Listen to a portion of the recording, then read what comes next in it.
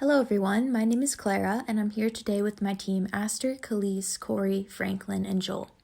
We are so excited to be here with all of you at Feminist Frequency to talk about our game Witchwood. We would love to recruit you all as consultation partners throughout development because we feel very strongly that our goals align.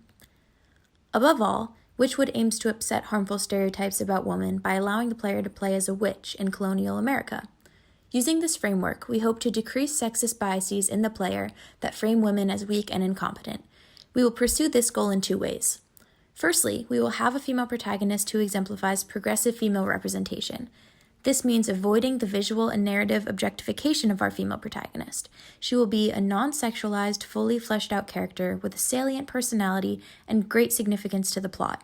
She will also be framed as a hero, all the while possessing feminized character traits, such as emotionality, that are traditionally seen as signifiers of weakness. Secondly, we will employ game designer Mary Flanagan's embedded design framework. By allowing the player to play as a protagonist who defies stereotypes, we will be following Flanagan's tactics of counter-stereotypical examples and perspective-taking, which have been proven to decrease implicit biases. We will also obfuscate our design intentions and intermix plenty of off-topic content so as to avoid rupturing the player's engagement. Hi, my name is Franklin Pugh, and I will be covering our description of play. Our core gameplay mechanic revolves around both villager interaction as well as a farming and alchemy mechanic. In terms of the villager interaction, villagers can request that a player procure items per their request. Based on the nature of these items, some of the other villagers may start to suspect you of witchcraft, which can be tracked by a suspicion stat. As for the farming and alchemy mechanic, farming will be used to sustain for yourself, getting food to feed yourself and anyone that depends on you.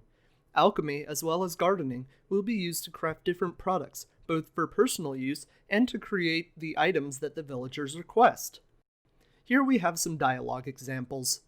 Suppose a child approaches the player character and says, "My mom told me not to talk to people like you, but you seem nice. Can I help you in the garden?" You can respond to this in one of three ways. 1. Of course, I'd love to have you help. 2. Perhaps another time. And 3. You should do well to listen to your mother. As you can see, there are three distinct moods for the three answer options. If you give a villager a positive response, the outcome is that your suspicion stat decreases. If you give a neutral response, there will be no change, and if you give a negative response, there will be an increase to your suspicion.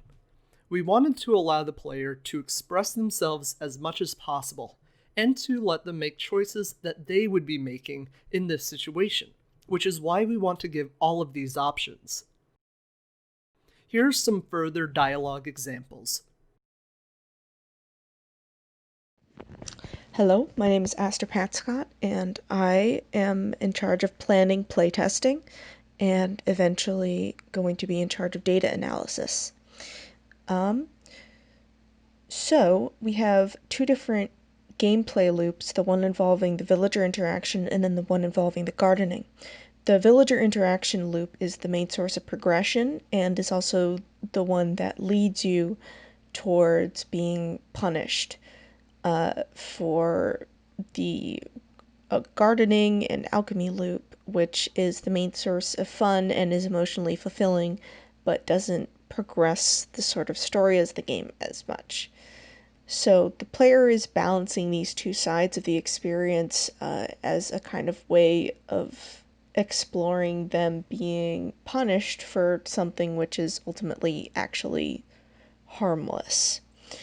So, because these two loops are both very important and also extremely different and for the large part can exist mechanically without each other in terms of prototyping, these are going to be two different prototypes, which will be tested separately and have their own separate iterations as we go through them. The main loop with the villager interaction will most likely involve either a DM and a card game, and the playtest with the gardening will most likely involve a different type of card game which revolves around resource management and crafting. As those two playtests are narrowed down, We will eventually start to narrow to combine them into one single playtest. Hello, my name is Khalees Jin, and I will be presenting on the aesthetics of Witchwood. Witchwood is set in America in the 1690s in a small agricultural village. We wanted the town's mood to be reminiscent of similar small towns in colonial America, but not a direct reference to anyone in particular. Keeping within the team's capabilities, we'll be going with the top-down pixel art style, our choice also working to convey a casual, friendly feeling to our witch character. The color scheme will use desaturated and natural colors, including shades of green, brown, yellow, and mild blues. We're working towards a peaceful tone in order to underline the fact that this is daily life for our character, and would be utilizing audio that keeps to that.